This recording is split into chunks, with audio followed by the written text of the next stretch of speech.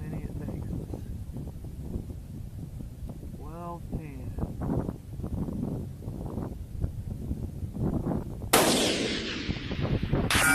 Got it! Cold bore.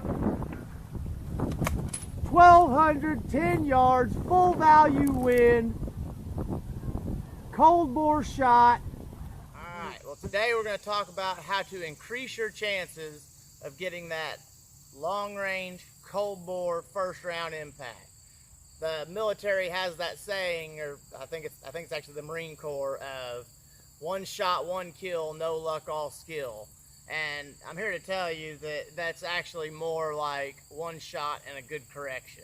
Now there are things that there are first round impacts. You can make a first round impact. I've got many videos of pretty amazing first round cold bore impacts.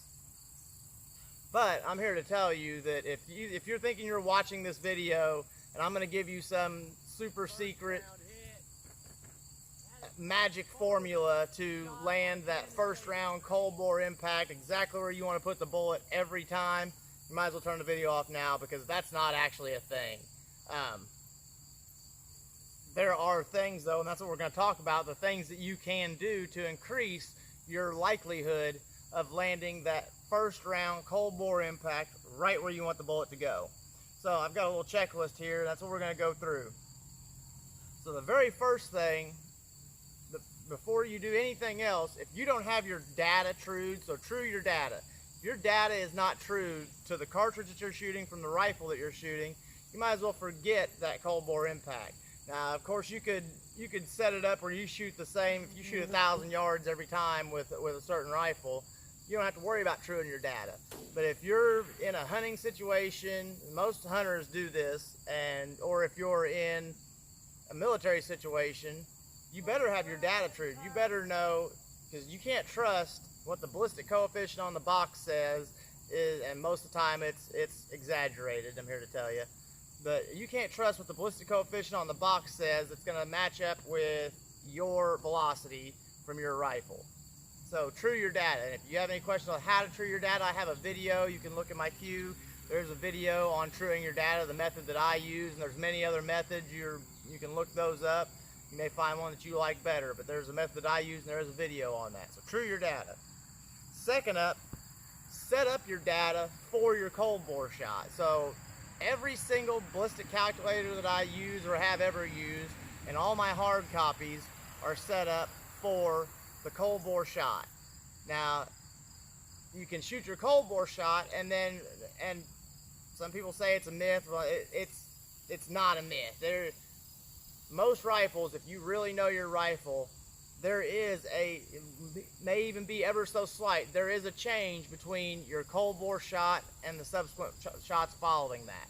So, like on this 6mm here, both barrels that I've had on this rifle, the 6mm Creedmoor, both of them are Criterion bull barrels. Both bull barrels that I've had on here have done the exact same thing. So the cold bore shot has always landed 1/2 minute above the rest of the group, and it's been like that through both barrels. So my data is set up for that cold bore shot. So I have my data in my ballistic calculators, and my hard copies are set up for the cold bore shots. They're set up 1/2 minute higher than what the rest of my shots are going to be, and I just know that. I know that my first shot, if I pull up my numbers on my applied ballistics, I know that what it tells me, that first shot, it's going to be it's going to be 1/2 minute higher than what I need to adjust for the next time. So just know that. And most hunters should be doing this as well.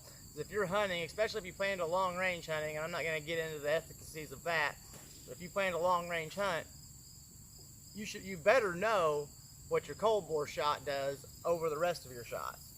So you got to true your data and set your data up for your cold bore shot. The next one, and this is a huge thing that I see so many people do and so many people ignore, is cheek weld. So your cheek weld needs to be in the same place every single time. Okay, I have a video on this, on just shooting groups. I have a video called How to Shoot Better Groups, and that whole video is all about how I see people who will shoot a group and they'll fire a shot, boom, and then they'll come up off the rifle and look back through the scope. Every time you take your cheek off that rifle and put it back, even though you think you've got it in the exact same spot, you've moved it a little bit, and that is going to change. That's going to open your group size up, and that's also going to give you just a slightly different point of aim. So like something you can do, and I don't actually use this much anymore, but on this 7 SAUM, the stock that I've had on here for forever, I have this little piece of Velcro, and I used to use this a lot, and I kind of ignore it anymore just because I've shot this rifle so much that I know when I lay behind it that I'm in the same spot every time. But if you aren't 100% sure that you're going to lay down behind your rifle and be directly behind in the exact same spot every time, put something like a piece of tape or a piece of Velcro or something on here, and then when you lay down, you can feel that Velcro, and I know when I feel that Velcro right there on my cheek, I'm in the exact same spot every single time. And if you're not in the exact same spot every single time, you can forget about landing that cold bore impact. So you've got true your data, set up your data for the cold bore shot and cheek position. Next is something that you hear a million people talk about, and they're all right. Basic fundamentals. Practice, practice, practice. Practice your fundamentals. There are so many little things that you can do, and if you don't do everything the exact same every time you shoot a shot, all your shots are going to be different. Even if you've got your crosshairs on the same point and you break both shots, but if you do something completely different, say you got your crosshairs dead on where they're supposed to be, but one shot you've got it buried in your shoulder, you got the stock buried in your shoulder real nice. The next shot you may have it over here. Crosshairs are in the same spot. Those shots are not going to go to the exact same point of impact. So practice your fundamentals, get used to your fundamentals, and something that's going to really help you with that, something I have wrote down here, is dry fire. If you lay down and if you put in 30 minutes a week of laying down behind your rifle in your living room, picking a point on the wall and dry firing to that point and doing everything the exact same every time, when you lay down behind your rifle, you're going to do that exact same thing, and you're going to have repeatability, and that's going to help you enormously in landing that cold bore impact. The next thing is a pre-shot checklist, and this is a big one. Okay, so say repeatability. This is another part of repeatability. So every time before I shoot, I have a pre-shot checklist, and the more you do this, the faster you'll get at it, and you'll actually won't even think about it as a checklist. It'll just become habit. So I lay down, know my cheek's in the right spot, my bubble level, everything's in the center, my breathing, I'm gonna let loose that shot at the end of my respiratory pause.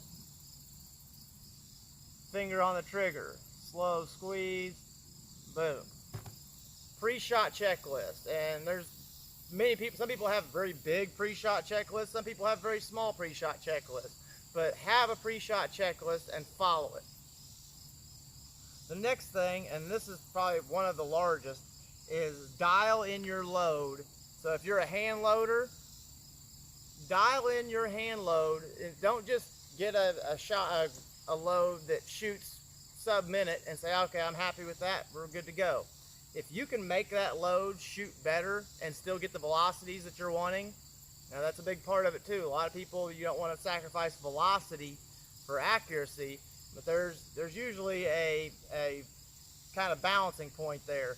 And if you dial in your load, okay, like this, the load I have for my 6mm, this thing is a 1/4 minute load. It shoots same point of impact every single shot, and a lot of that is just to do with the 6mm. 6mm are extremely accurate, but I know that as long as I do my part, this thing is going to shoot 1/4 minute groups, so same hole groups.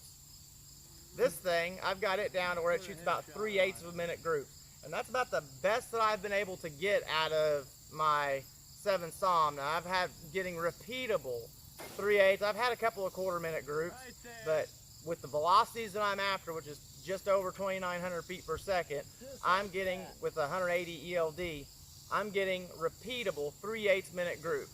So dial in your load. Make sure that your load is as good as you can get it with the velocities that you want. And on top of that, if you're not a hand loader, this still applies to you. Find the best factory ammo that shoots the most accurate in your rifle, in your platform. You may have bought an ammo and it shoots, like I said, minute of angle or better. That's great, but if you search around, you may find that there are a couple types of ammo that give you the characteristics that you want, but actually shoot better groups. So find that best ammo, the best factory load or your best hand load that shoots the tightest group in your rifle, because if you can shoot a 1/4 minute group and you know that bullet goes the same hole every time, you've got a heck of a lot better chance of putting that bullet in the exact same spot that you want it to go on your cold bore shot. And the final and last thing that I've got here is practice grouping. So you'd be amazed at how much 100-yard groups translate into long-range shooting. So that's why you set everything up at 100 yards. You do everything at 100 yards and then take it up from there. So if you practice grouping at 100 yards and you can get it to where you're landing all the bullets in the same hole, you've got a heck of a lot better chance of that first round cold bore impact. So these are just the few things, and there may be some other things that I didn't mention here that some of you guys can think of, and I'd love for you to leave that down in the comments if there's something that I missed. I'd be happy to hear it, because I'm always looking to improve my chances of cold bore impacts, and I hope you guys are too. So I hope you guys enjoyed this video. I hope you guys got something from it. I hope you guys didn't click on this expecting that I was going to tell you the secret sauce to get you that first round cold bore impact every time, because it just doesn't exist. But I hope this helps you guys, and I'll see you guys next time. I'm out.